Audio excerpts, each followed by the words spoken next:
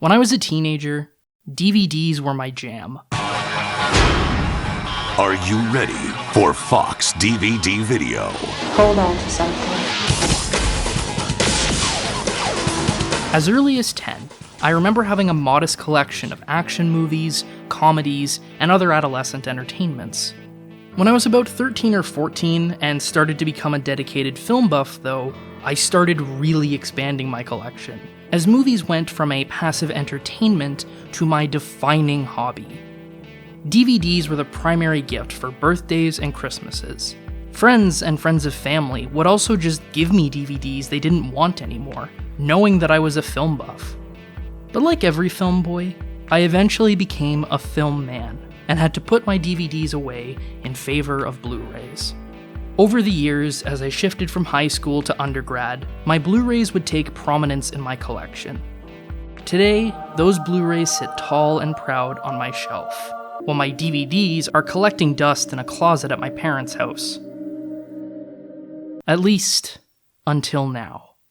See, my parents have decided it's time for me to start hauling my old stuff out of their house. I'm not sure why they need my childhood closet, but they've deemed they need it, so now I need to figure out what I'm going to do with all these DVDs. Some I certainly intend to keep, particularly the movies that still haven't received a Blu-ray release. Others are going to be sold or donated to whoever will take them. Thing is, among these DVDs are about 24 movies that I've never actually seen before. Now, on the one hand, I feel confident I could just scrap them without losing much sleep, but on the other hand, I like to make the most out of the things I own, even if those things are movies I couldn't be bothered to watch in upwards of 15 years. Well, no time like the present. In this video, I want to chronicle my experience marathoning these unwatched DVDs, a dumpster dive through the unwanted films of my youth.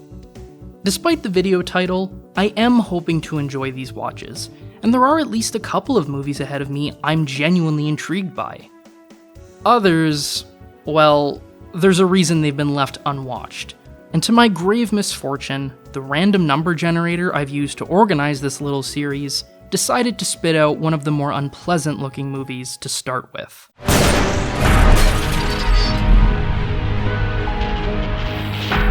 I'm pretty sure this movie came into my collection by way of a friend in high school unloading a bunch of DVDs he didn't want, which also got me Predator and The Big Lebowski, so silver linings. I don't remember it ever being a formal gift, and I certainly didn't buy it myself. There was perhaps a small window where I might have enjoyed running scared, but that window is long behind me. I don't think I would have liked this movie by the time I got it in high school, and I positively hated it now. The film is one of the more shameless, edgelord crime movies I've seen, where the filmmakers really want to make something depraved and gritty, but their only frame of reference for the streets are the much better crime films they're ripping off. It's like if David Ayer were substantially less talented than he already is. Making crime films more based on other movies need not inherently be a problem, mind you. Quentin Tarantino's gangsters are purely cinematic constructs after all. But Wayne Kramer is no Tarantino, as either writer or director. His characters are shallow cartoons who obnoxiously spout vulgarities, the plot little more than a thin way to connect a series of shallow violence and the odd sex scene. As director, Kramer emphasizes sensation over everything else, the camera whirling through crime scenes to trace the impact of a bullet, or framing a body flying from a shotgun blast in slow motion, from the point of view of the shotgun. So badass. The film is akin to waving keys to distract a baby, with hyperactive cutting and consistent camera shake, presumably to keep things more intense. Doesn't matter if it's a shootout between cops and crooks, or a heartfelt conversation between our hero and a child. You're not a fucking Russian, you're an American. You know that, because you were born in the United States of America. You're an American. An American. Say, I'm an American. You say it.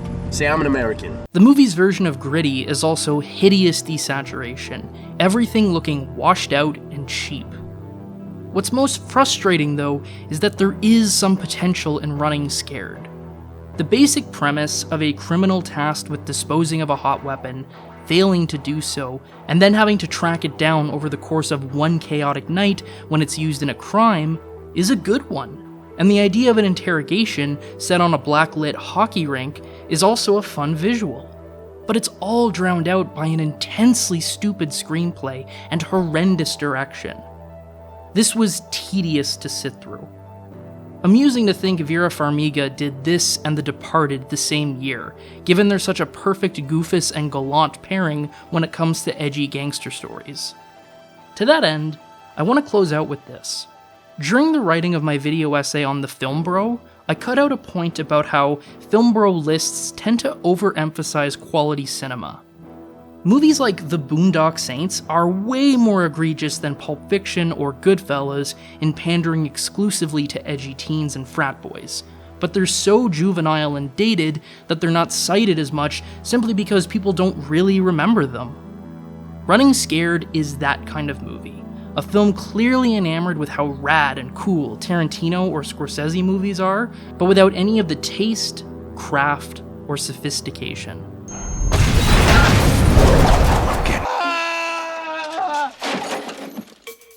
This is probably one of the more baffling parts of my DVD collection. To make a long story short, my family likes to play this game at Christmas, with gifts corresponding to numbers. For a number 3 present, my dad thought it'd be funny to gift me a 3-pack of Ernest movies. Granted, he did seem to have some affection for the character, so it wasn't entirely a gag gift, but I'm not sure he ever expected me to actually watch them. From what I've gathered, Ernest P. Worrell began life as a character in a series of local advertisements, before graduating to a sketch comedy TV show and a series of feature films, all starring Jim Varney as Ernest, and all directed by John R. Cherry III. The character is a blue-collar guy in appearance and stature, his appeal built on a mix of slapstick, mugging, and stupidity. Not exactly the little tramp, but decent comic elements to build a movie around all the same. Ernest had technically made his cinematic debut in something called Dr. Otto and the Riddle of the Gloom Beam, but for all intents and purposes, Ernest Goes to Camp was what really set the tone and titling conventions of the Ernest movies. In the film, Ernest works as the maintenance man for a summer camp, but dreams of being a camp counselor, and gets his chance when a group of juvenile delinquents arrive at the camp. The kids are initially unimpressed with Ernest, subjecting him to various pranks, but are eventually won over by his kindness and dedication. There are basically 2 comedic lanes in this movie: the cartoony slapstick of the titular hero, and a kids' movie version of a slobs versus snobs comedy, what with the delinquent kids clashing with the cushy rich kids. I wouldn't say either half amounts to much laughs, but it's not like aggressively unfunny either. More than anything, I just found the various comic set pieces a bit stilted in their staging and timing. The intent is perfectly acceptable though, and there are even flashes of inspiration. I think the goal with the Ernest character was a kind of live-action cartoon, and while that isn't accomplished seamlessly, there are a couple of visuals that work. The movie also has a subplot about a greedy business owner, played by John Vernon, trying to seize the campgrounds, which are located on indigenous land, so he can mine the area. But this is mostly just there so the film can have some bad guys for Ernest to comedically triumph over in the film's ending. I suppose it is something that the final showdown between hero and villain is a payoff to the film's opening, but that opening is also so discordant with the rest of the movie that it only exists to be a setup. Overall, I can't say I particularly liked Ernest Goes to Camp. It isn't funny, and the story only exists as a framework for comedy, so the whole is basically a non-starter. At the same time though, I can't get too worked up about this movie, which is unambiguously made for kids. I had no business being gifted it as a teenager, and even less so watching it as an adult.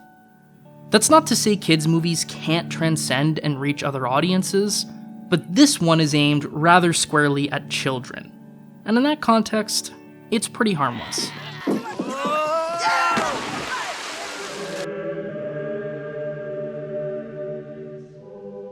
We now come to a movie I was genuinely curious about. A serious-minded drama with Robert De Niro and Robert Duvall when both men were still very much in their prime.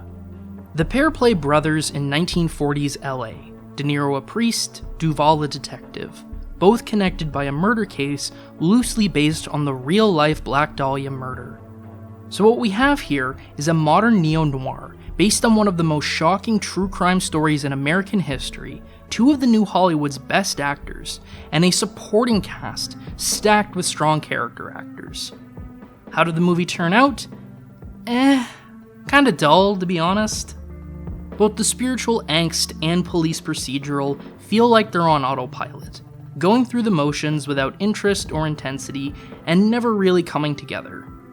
It doesn't help that the story is bookended by a framing device set years after the main events of the plot, which only further stalls momentum. Though I was amused by how close De Niro's old age makeup looked to Once Upon a Time in America's. The film is also an incredibly talky affair, with long dialogue scenes relaying the plot without sufficient cinematic invention. As for the performances, they're mostly fine but unexceptional.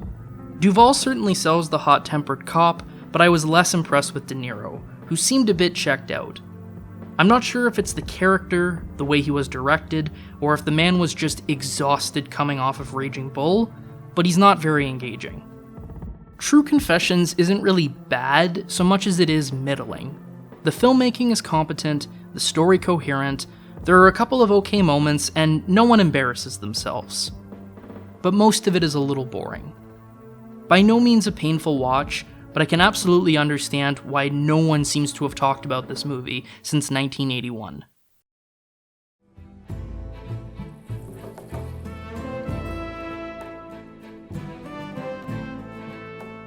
Westerns occupy an interesting space in 21st century cinema. Too few have been made in the last 20 years to say that the genre is really flourishing, but among the few we do get have been some genuinely fantastic films. Perhaps that's why Appaloosa came and went without fanfare back in 2008. Most of the modern westerns to really leave an impact have either been great entertainments or great art films. But Appaloosa is neither. It's not nearly introspective enough to be an art movie, and it's only intermittently exciting, so I can't call it a great entertainment. I might call Appaloosa a good entertainment, though. The film is basically a riff on the Wyatt Earp Tombstone story, with Ed Harris and Viggo Mortensen as two men who are basically brothers that are appointed as the lawmen in a lawless town, there to drive off the criminal influence of a local rancher. Things only get more complicated when Renee Zellweger arrives in town as a woman who comes between our heroes.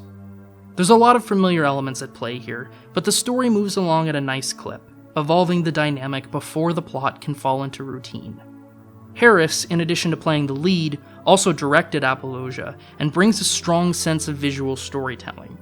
Much of the film's best moments are these wordless exchanges which impart character and story, and the various shootouts and showdowns also get the job done pretty well. Where the film stumbles a bit is in its screenplay, which isn't strictly bad so much as it is rushed.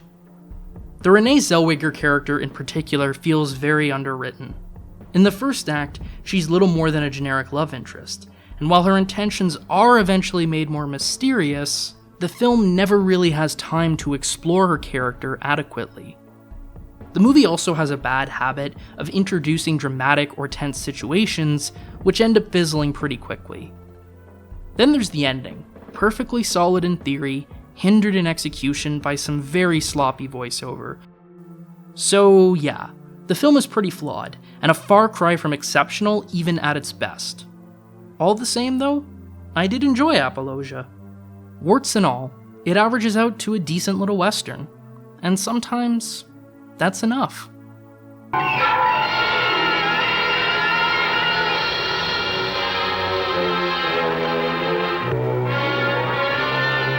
The Terror is a movie I was very interested in watching, despite having minimal expectations in terms of quality.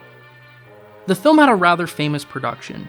B-movie master Roger Corman was near the end of shooting The Raven, and decided, rather than let the expensive sets go to waste, he'd shoot extra scenes with star Boris Karloff that could serve as the basis for another gothic horror movie. Then the rest of the Terror script was written, and Corman outsourced direction to a revolving door of young filmmakers, including Monty Hellman and Francis Ford Coppola.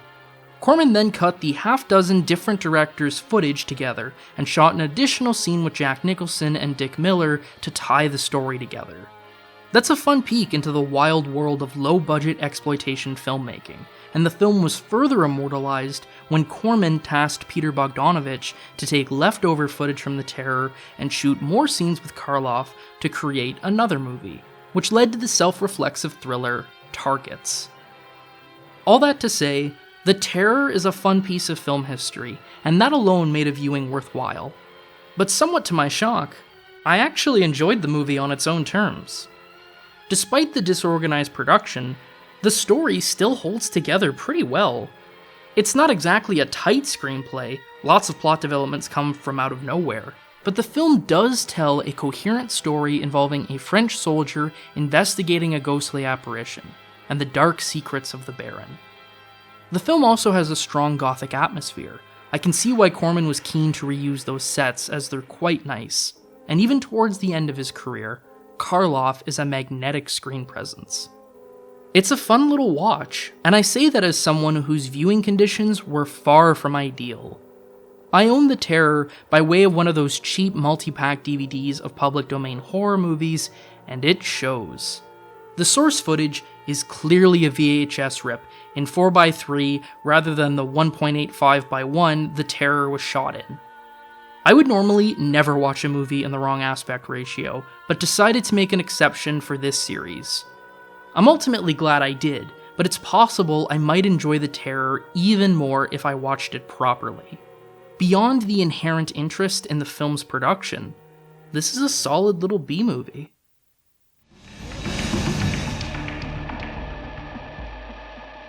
Battle in Seattle was directed by Stuart Townsend, an Irish actor I best knew for playing Dorian Gray in The League of Extraordinary Gentlemen. Not really sure what to do with that piece of trivia. Anyway, the film is a fictionalized reenactment of the 1999 Seattle World Trade Organization protests, where thousands of activists took to the streets of Seattle to disrupt the WTO ministerial conference and to raise awareness for the WTO's exploitative practices. If I had to guess, I'd say Townsend was influenced by Paul Greengrass's docudrama style in United 93, as he uses a lot of the same techniques, like perpetual camera shake and use of telephoto lenses to simulate the feel of really being on the streets in the protests and create a certain authenticity. I found myself interested in seeing how the protesters organized and were responded to by city officials. But at a certain point, cinematic artifice comes crashing down. Despite the docudrama aesthetic, the film's screenplay still leans on movie conventions and contrivances to create drama. This is most notable in the Charlize Theron character, the pregnant wife of one of the police officers who gets caught in the chaos of the streets and assaulted by a cop who forces a miscarriage. The violent act weighs heavy on her husband, who takes his anger out on one of the protesters before the two men have a heart-to-heart near the film's end. There's no record of any comparable thing actually happening to any pregnant woman in the protests, but more crucially, the heightened melodrama of the act itself and the subplot which emerges clashes with the authenticity Townsend's direction is striving for, and the film is littered with such narrative and character conventions. The result is not entirely successful, but I do think Battle in Seattle works more than it doesn't. The ensemble cast do good work, and if nothing else, the film does feel like it comes from a place of passion.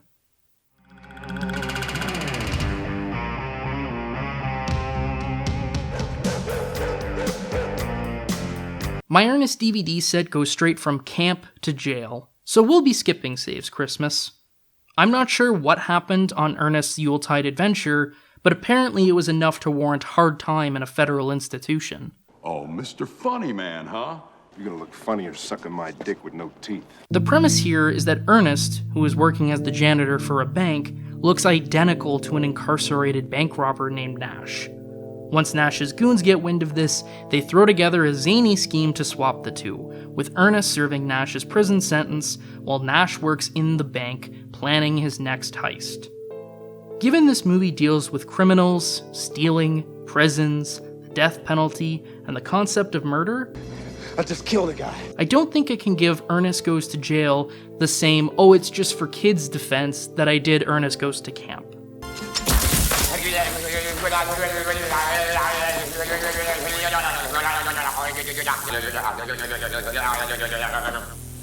That's the best you can do, you pansies. That said, of the two Ernest movies I've watched so far, I think I preferred this one. If nothing else, this movie has a lot more going on. Between Jim Varney's dual roles, the James Bond-inspired credit sequence, Ernest's wacky Rube Goldberg-filled home, and a higher quantity of set pieces. Not all of these are, strictly speaking, good. The scene where Ernest basically turns into Electro for a couple of minutes, or the final showdown at the bank, are basically complete nonsense, but the overall film was a little more watchable than I expected. I also think the gags generally worked better here, both in terms of wit and comedic timing. Comparing this movie to Ernest Goes to Camp, I definitely found Goes to Jail funnier is perhaps overstating it, but more amusing. Granted, it's still an Ernest movie, which is to say that the titular hero had largely worn out his welcome with me by the film's end. It's abundantly clear that this character was designed for TV commercials, and I don't think he can really sustain a full feature. Which is remarkable given how many of these movies got made. Whatever the case, I did get a couple of chuckles from this one.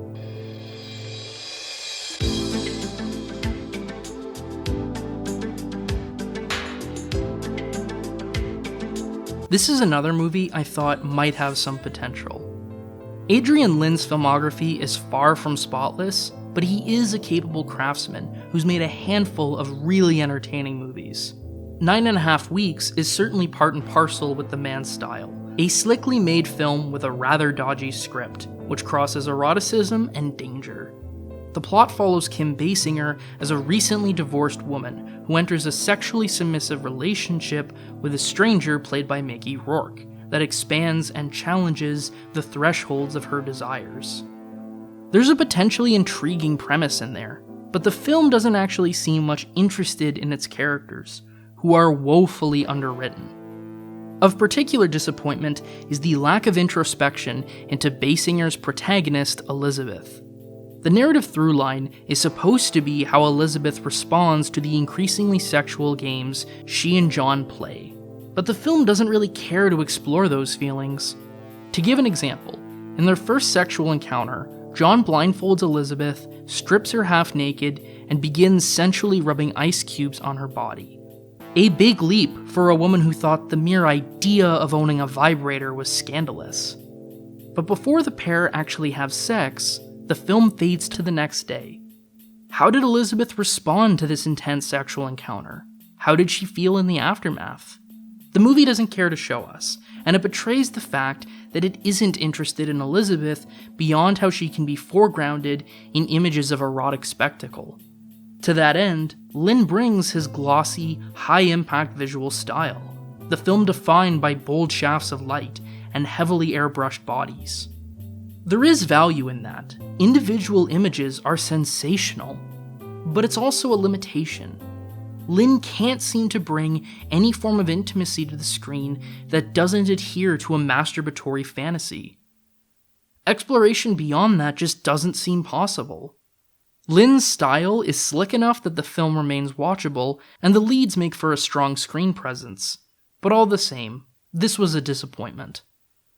Adrian Lyne remains a bit of an oddball to me. Most of his filmography consists of trashy, if entertaining sleaze, but then there's also the harrowing despair of Jacob's Ladder, just chillin' between Fatal Attraction and Indecent Proposal.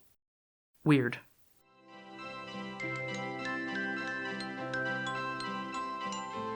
Christmas Evil, originally titled You Better Watch Out, is a film which entered my DVD collection much later than most of the movies in this dumpster dive.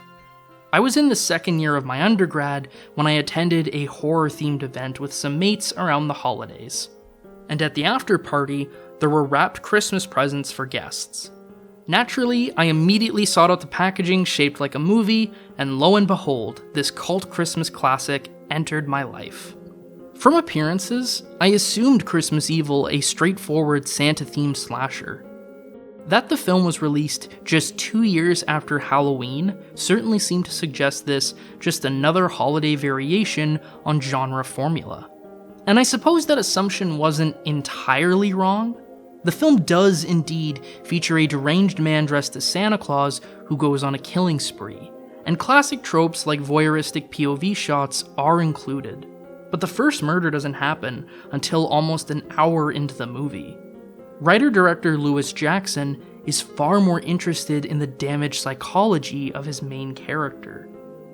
On Christmas Eve in 1947, young Harry Stadling witnessed his mother getting felt up by Santa Claus, believing it to be the real Saint Nick and not his dad in a costume. The mix of adult sexuality with childhood whimsy crossed some wires for the boy, leaving irrevocable damage.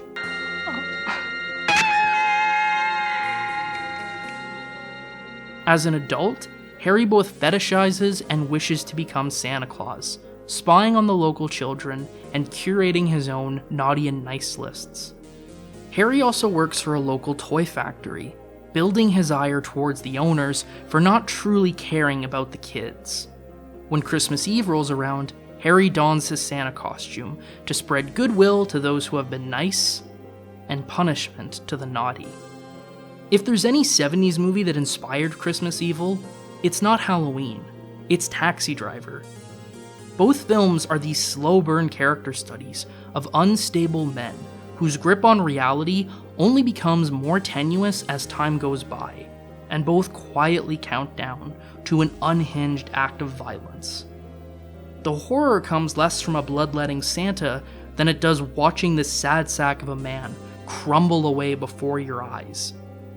Even when the film crosses over into slasher territory, a lot of the tension still comes from uncomfortable social interactions, and the strange hypnotic sway Santa holds over the children. The actual psychology of the character is not entirely convincing, in part because of the prologue. I like the scene in isolation, it's well shot and provocative, but creating such a clear traumatic event to inform Harry's psychology is limiting, and I wish they kept it more ambiguous. Still, the character works as a perversion of Christmas imagery, all the more compelling because Jackson does not rely on vulgar extremes. Instead, he shines a light on the aspects of Santa which are inherently creepy. He sees you when you're sleeping is already voyeuristic. The sorting of naughty or nice already suggests an authority who lords over his subjects. The movie only needs to tweak the perspective to make it horror. Audiences looking for a Christmas-themed slasher movie might be disappointed, but those looking for an offbeat horror film, more interested in theme and mood than moment-to-moment thrills, should definitely give Christmas Evil a look. For the right audience, I can absolutely see the cult appeal.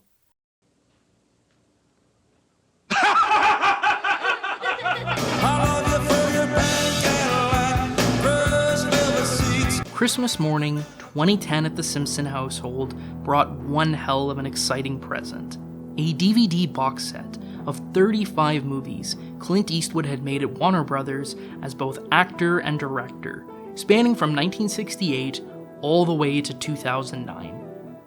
I was already an Eastwood fan thanks to Sergio Leone's Dollars trilogy and Letters from Iwo Jima, but it was from this set that I was finally able to watch classics like Unforgiven, Mystic River, and Dirty Harry. But the more I went through the movies, the more I realized that not all Eastwood productions are created equal. A lot of the films were pretty middling, and a handful were straight up bad. I did eventually work my way through all Eastwood's directorial efforts in the box, but a couple of star vehicles fell to the wayside. Which brings us to the movie at hand. Will you shut up? Pink Cadillac is a late 80s action comedy and essentially a chase movie. Eastwood playing a bounty hunter, Bernadette Peters, an innocent woman caught up in a counterfeit money scheme by her husband, whose criminal associates need to track her down after she inadvertently absconds with their counterfeit cash. Eastwood is tracked to bring in Peters after she skips on her bail, and while initially adversarial, the pair eventually team up against the gang. The premise certainly invites madcap fun, but Eastwood is emphatically the wrong guy for this kind of material. The guy is just way too gruff and straight-laced to be silly. That might have worked were he the straight man, but often bits call on him to be the comedic center, and it's always just awkward.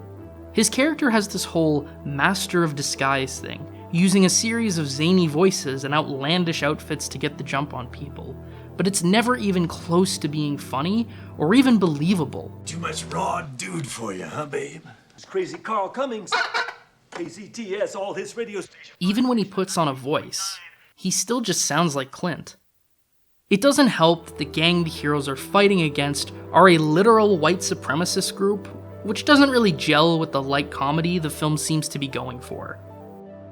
Then again, maybe Pink Cadillac isn't going for laughs. In the last 20 minutes or so, the film basically stops even attempting jokes, and instead delivers a pretty straightforward series of shootouts, standoffs, and a chase scene to climax the story. This is probably the most watchable stretch of the movie, but it's also a big case of too little, too late. I don't know if Pink Cadillac is the worst Eastwood vehicle I've seen, but it might be the most disposable.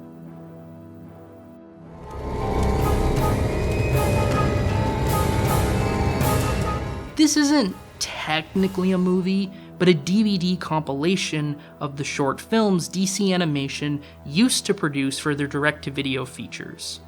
I debated skipping this as part of the dumpster dive, but ultimately felt it close enough to the spirit of the project. The first short is the titular Return of Black Adam, and it was the showcase segment of the release, running an extended 25 minutes rather than just 12. The film does a pretty efficient job of condensing Captain Marvel's origin story and throwing him in with both Superman and the villain Black Adam. But the details are so condensed that the whole thing just boils down to a big punch-out. The fight itself is fine, but not especially exciting and doesn't leave me wanting more Captain Marvel. The second short is a horror-themed piece on the Spectre, an apparition who seeks revenge on sinners. Story-wise, there isn't much here. It's a very straightforward revenge plot with almost no mystery. But stylistically, it's good fun. The various murders are these really neat horror set pieces with classic movie monsters and iconography, and more of a violent punch than I expected. The next short is a more conventional superhero adventure, with Green Arrow protecting a young princess from being assassinated at an airport. It's basically just an extended set piece, but a pretty decent one. The setting is well utilized, the action evolves consistently, and there's a decent enough narrative through line. Not especially memorable, but solidly entertaining. We close out with Jonah Hex, in probably the best short of the collection. I was immediately excited when I saw the film was written by Joe R. Lansdale, who also wrote the excellent Jonah Hex episode of Batman the Animated Series. Where all the other shorts had these really disposable plots, Lansdale is able to tell a gripping little western, with twists and turns, multiple characters, escalation of stakes, and a ghoulish little ending. There's a lot packed in here. In fact, if any short deserved an extended runtime, it was this one, just to let its plot points breathe and soak in the atmosphere a little bit more. Overall, this is a hard movie to call. On the one hand, it's pretty insubstantial and unambitious, but it's also easily one of the more entertaining DVDs I've watched for this series. Really though, judging these stories in this context is not entirely fair. These shorts weren't meant to function as part of an anthology, but as an appetizer to get you hyped for the feature presentation. And in that regard, I think they get the job done pretty well.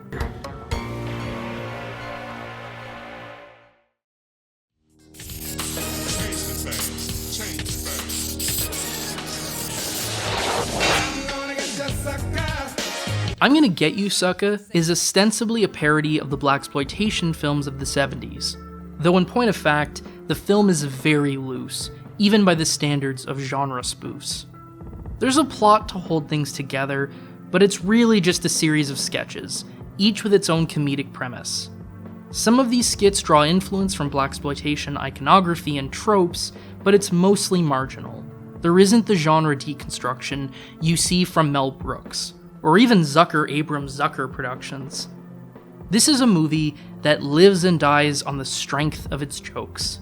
And that's a shame, because I'm Gonna Get You Sucker is chronically unfunny. I was amazed at how bereft of laughter my viewing was. Even future Keenan Ivory Wayans films like Scary Movie, for all its shittiness, manages to drag out some guilt-ridden chuckles from me. But apart from Chris Rock's short scene, which is genuinely funny, I sat watching I'm Gonna Get You Sucker in complete silence. The main reason the jokes here fail is the tendency to over-explain and an unwillingness to let a gag die. One of the first bits in the movie is the reveal of a dead black man, covered in head to toe in excessive gold chains. Jesus Christ. Okay, it doesn't make me laugh, but it's a perfectly fine sight gag. Except this isn't a sight gag. This is a major plot point. He started wearing gold chains, Jack. Oh, God, no. This guy actually died from OGing, overdosing on gold chains, and multiple characters talk at length about how much gold he was covered in. He was wearing hundreds of them, Jack, hundreds. Not gold. Yes, Jack, gold chains and medallions. This guy looks like a fucking statue. I wonder how he went to the bathroom with all this stuff on. And it seemed like every time he'd get some money, he'd go and buy more gold chains. How do you go to the bathroom with all this stuff on? On and on and on it goes. Another bit here involves a black newsman who grew up in a rich white neighborhood and acts like a dorky white guy. And I know that because he explains this in detail. Now, I grew up in the suburbs. My dad was a lawyer, my mom was a doctor, and all my friends were white. I mean, everybody used to tease me because I didn't speak jive, and I couldn't dance to save my life. Instead of the joke being watching this guy act like a white dork next to ultra cool Bernie Casey, he has to explain that he acts like a white dork and why he acts like a white dork. Frankly, this movie was rendered entirely obsolete in 2009 with the release of Black Dynamite. That movie is not only much funnier than I'm Gonna Get You Sucker, it also works its ass off to actually capture the look and feel of classic blaxploitation cinema. Even if you don't like the jokes, you can still admire the thought and care that went into the filmmaking. Not so with I'm Gonna Get You Sucker. All you get is bad comedy, and an amazing cast of black talent wasted on such poor material.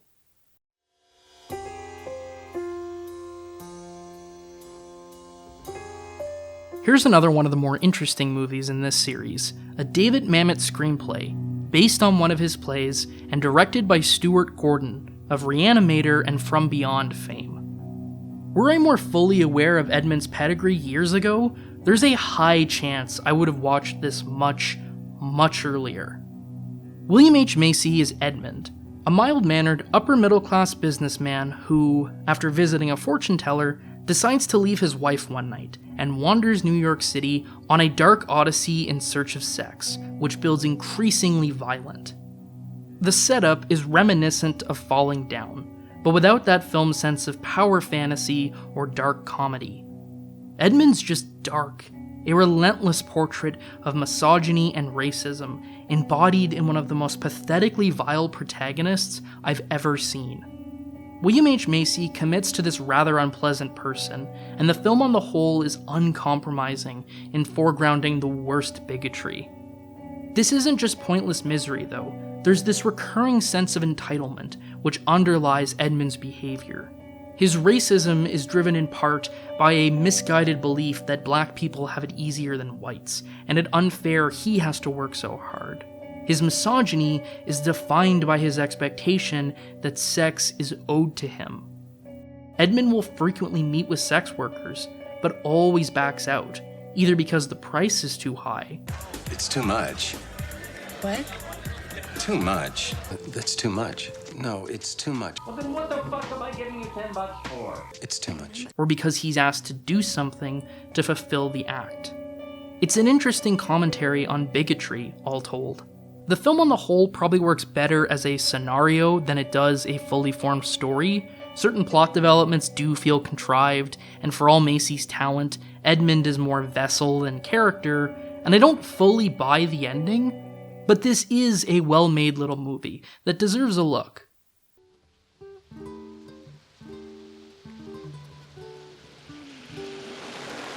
There's so much mystique to a movie built around the showdown of two actors. Bette Davis and Joan Crawford in Whatever Happened to Baby Jane. Al Pacino and Robert De Niro in Heat. Bugs Bunny and Michael Jordan in Space Jam. 1984 gave us Clint Eastwood and Burt Reynolds as a cop and private eye who reluctantly team up in City Heat. Pretty awesome, right? Well, it might have been 5 years earlier. Not to say these two weren't still stars in 1984, but so much of Eastwood and Reynolds' brand of macho tough guy feels uniquely suited to the grit of 70s cinema rather than the clean-cut slickness of the 1980s. Granted, with the right material, I'm sure Eastwood and Reynolds could have produced magic together in any era. City Heat is not the right material, an aimless crime story which can't decide if it's a throwback noir, an action movie, or a farcical spoof. The lack of coherence is most sharply felt in the leads. Reynolds is game for comedy and plays into the goofball antics, while Eastwood is doing a standard variation on his no-nonsense cop. A film built entirely around the collision of its stars, and they feel like they're in different movies. And both movies suck, too. Reynolds tries his best, but isn't actually given any funny bits to work with, while there isn't an engaging enough story or stakes to give Eastwood's action hero any weight. The action scenes themselves are also lacking. There's a certain passive entertainment in just watching Clint shoot bad guys, but the scene construction is pretty poor, while the inconsistent tone makes it impossible to build any tension. City Heat was reportedly a troubled production, originally written by Blake Edwards, who was also set to direct until Eastwood fired and replaced him with Richard Benjamin. The results were not well received.